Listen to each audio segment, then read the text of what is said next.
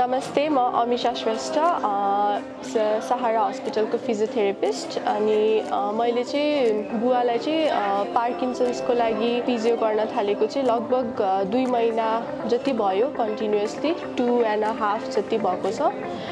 Parkinson's disease or पार्किन्सनिजम भनेको चाहिँ यस्तो खालको रोग हो जसमा चाहिँ अब डोपामिन भन्ने हर्मोन हुन्छ, जसले चाहिँ हाम्रो बडीलाई चाहिँ अब स्मुथली मुभ गर्ने, हिँड्न डुल्न सजिलो बनाउने जुन हर्मोन हुन्छ त्यो प्रड्युस गर्ने सेल्सहरू चाहिँ बिस्तारै मर्दै जान्छ।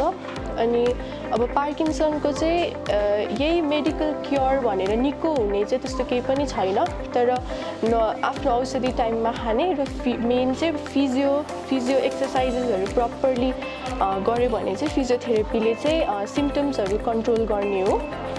र त्यसको लागि चाहिँ मैले बुवालाई स्ट्रेचिङदेखि लिएर स्ट्रेन्थनिङ अनि जुन फङ्सनल एक्टिभिटी बुवाले दिनदिनै गर्ने कामहरू, जस्तो बुवाको हिँडाइ स्लो भइरहेको हुन्छ, कामहरू गर्दाखेरि पनि अप्ठ्यारो गाह्रो भएको हुन्छ, त्यस्तोको लागि चाहिँ ट्रेन गर्दैछु डिफ्रेन्ट एक्टिभिटिजहरू गराएर।